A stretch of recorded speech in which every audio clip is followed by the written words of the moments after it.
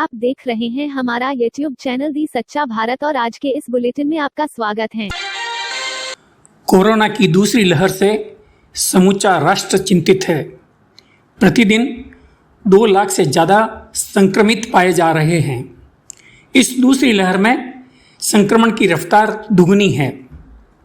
दूसरी लहर से जागरूक करने के लिए देश के प्रख्यात चिकित्सक एवं मेदांता अस्पताल समूह के चेयरमैन डॉक्टर नरेश त्रेहान ने बताया। पेश है एक रिपोर्ट। देखो, ये जो दूसरी आई है वेव, इसकी रफ्तार जो है बहुत चिंताजनक है और इसके बच्चों को भी और बुजुर्गों को बहुत ज्यादा फैला है। तो ये तो बात पक्की है कि ये वेव जो है ये खतरनाक है। सीरियसली लिया जाए और उसको अच्छी तरह से सोच समझ के उसका सामना किया जाए, वो आज के दिन जरूरत है हमें सबको। हर शख्स को ये जरूरत है समझना कि ये बहुत सीरियस मामला है। एक तो आप ट्रिपल लेयर मास्क सारा टाइम पहने, दूसरा कभी भी घर से बाहर जाएंगे तो आप वो मास्क होना चाहिए, और दूसरा ये है कि अगर जो कुछ क्राउडेड जगह में जाएंगे, कहीं बाजार में जाना है आपको, तो उसको डबल मास्क करके जाएंगे। हाथों की सफाई रखनी है और डिस्टेंस लोगों से रखना है। अगर जो आप लोग ये 3 चीजों का एहतियात करेंगे तो एक तो खुद अपने आप को बचाने की कोशिश रहेगी और अपनी फैमिली को बचाने की कोशिश रहेगी। अब तक एहसास हो जाना चाहिए सबको कि कितनी भयंकर ये वेव है। ये जो सेकंड वेव आई है, ये पिछले से डबल स्पीड पे फैल रही है। लास्ट टाइम जो थे, अगर जो इतने बुजुर्ग आए थे तो वो कोई 10% थे। आज के दिन 50% लोग बुजुर्ग आ रहे हैं, क्योंकि आज के दिन 2.5 लाख तक पहुंचने की संभावना है कि 2.5 लाख केसेस आज रिपोर्ट होंगे, और ये बड़ी रफ्तार से 3 लाख 4 लाख पे जाके रुकेंगे, ये पता नहीं है। और जिनको एक शॉट लगा है वैक्सीन का, उनको भी हो रहा है, क्योंकि कुछ वजह से वो बीच में फंस गए कि सेकंड शॉट अभी लगा नहीं और उनकी इम्यूनिटी पूरी डेवलप नहीं हुई।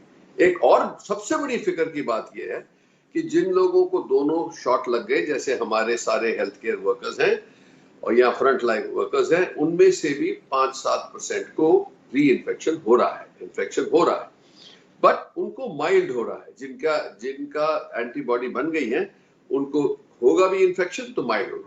तो पहली बार जो तैयारी तो थी, पर उससे बहुत सीखा भी हमने।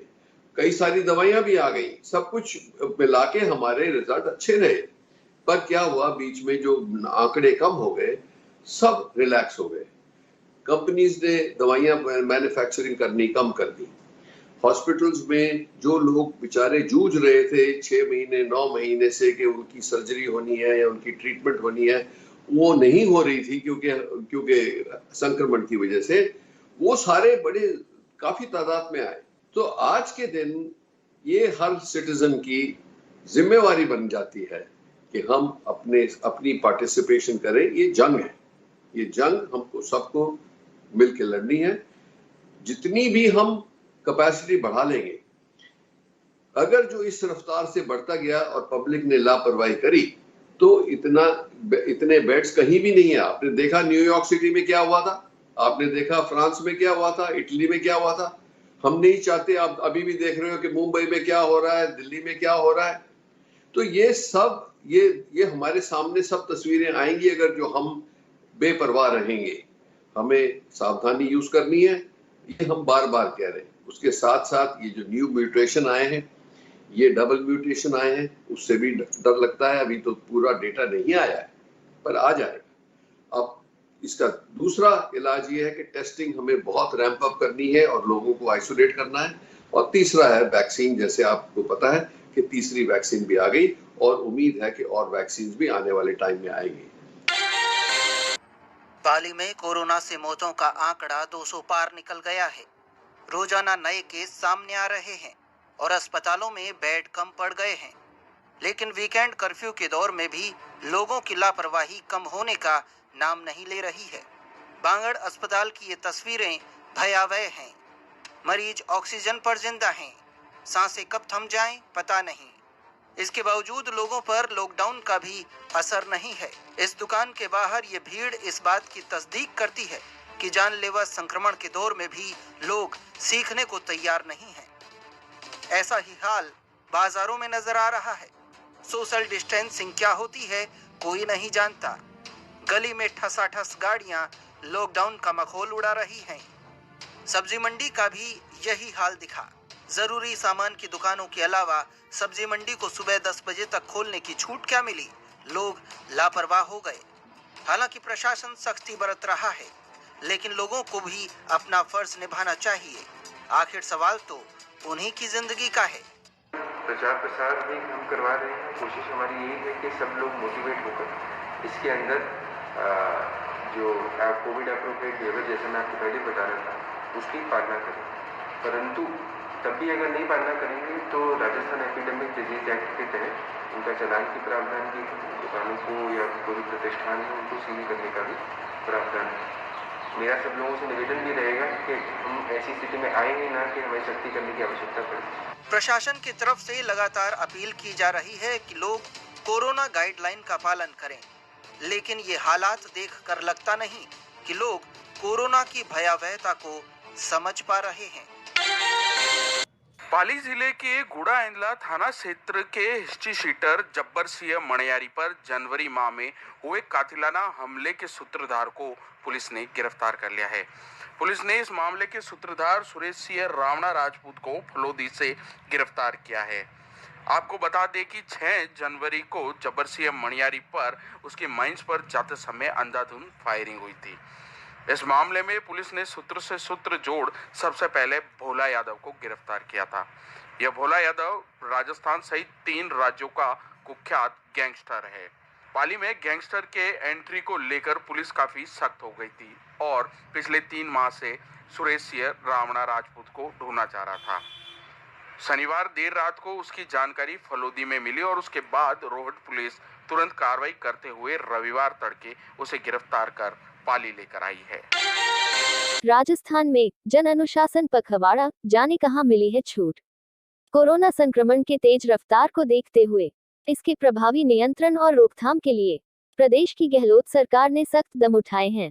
सोमवार सुबह 5 बजे से 3 मई सुबह 5 बजे तक पूरे प्रदेश में जन अनुशासन पखवाड़ा मनाया जाएगा, जिसमें सभी कार्यस्थल, व्यावसायिक प्रतिष्ठान और बाजार बंद रहेंगे। कांग्रेस विधायक अमीन कागजी भी आए कोरोना की चपेट में। मुख्यमंत्री ने जल्द स्वास्थ्य की कामना की। जयपुर के किशनपोल विधानसभा क्षेत्र से कांग्रेस विधायक अमीन कागजी को भी कोरोना ने अपनी चपेट में ले लिया। मुख्यमंत्री अशोक गहलोत ने ट्वीट के जरिए अमीन कागजी के जल्द स्वास्थ्य की कामना की है। नवगठित 17 नगर पालिकाओं में 2021 में ही होंगे चुनाव, वार्ड परिसीमन को लेकर अधिसूचना जारी। गहलोत सरकार की ओर से हाल ही में गठित की गई 17 नई नगर पालिकाओं के चुनाव 2021 में ही होने हैं। ऐसे में इन नगर पालिकाओं में वर्ष 2011 की जनगणना के आधार पर वार्डों का परिसीमन करने के निर्देश जारी किए गए हैं। कोरोना के बढ़ते आंकड़ों के बीच यात्रा करनी हो तो इन रिपोर्टों को हमेशा रखें अपने साथ। कोरोना के बढ़ते आंकड़ों के बीच आपको यात्रा करनी पड़ जाए तो घबराएं नहीं, आप अपना जरूरी काम निपटा सकते हैं, बशर्ते यात्रा करते समय कुछ रिपोर्ट अपने पास जरूर रखें। अलग अलग राज्यों ने अलग अलग नियम बना रखे हैं। कुछ राज्यों ने अभी तक यात्रियों के आने जाने पर किसी तरह की पाबंदियां नहीं लगाई हैं। कई राज्यों ने टेस्टिंग रिपोर्ट को अनिवार्य कर दिया है। कोरोना की दूसरी लहर के बाद राज्य सरकार ने वीकेंड कर्फ्यू लगाने के बाद क्षेत्र में रहने वाले मजदूरों को लॉकडाउन का डर सताने लगा है। मजदूर वर्ग अपने बच्चों सहित अपना सामान बांधकर अपने अपने घरों के लिए रवाना हो गए हैं। मजदूरों में डर है कि कहीं पिछली बार की तरह इस बार भी अगर लॉकडाउन लग गया तो उनके परिवार के लिए मुसीबत बन जाएगा, जिसके कारण अपना सामान बांधकर पैदल ही अपने घरों की ओर निकल चुके हैं, जिसका नजारा आज बेहड़ क्षेत्र में देखने को मिला, जहां पर कस्बे में रह रहे मजदूर अपने छोटे छोटे बच्चों सहित पैदल ही सामान सर पर लाद कर निकल गए। आपको बता दें कि 2020 में अचानक से आए कोरोना के बढ़ने के बाद केंद्र सरकार ने संपूर्ण देश में लॉकडाउन लगा दिया था, जिसके बाद लोगों को काफी परेशानी का सामना करना पड़ा था। साथ ही बहुत से परिवारों के अप्रिय घटना का भी सामना करना पड़ा था। लोग भूखे प्यासे पैदल ही अपने घरों को लिए निकल गए थे, जो हजारों किलोमीटर का सफर करने के बाद अपने घर पहुंचे थे। इसके डर के कारण अब मजदूर दोबारा से सतर्क हो गए और अभी से ही अपने घरों के लिए निकल चुके हैं।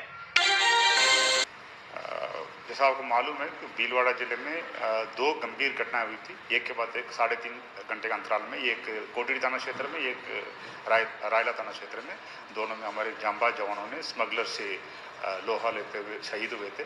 उसके बाद लोकल लेवल पे भीलवाड़ा पुलिस और रेंज की जो बेस्ट टीम है और एसओजी से और जोधपुर कमिश्नरेट जोधपुर जिला बाड़मेर जिले से जो बेस्ट से बेस्ट ऑफिसर्स को शामिल करते हुए एक संयुक्त टीम गठित किया था।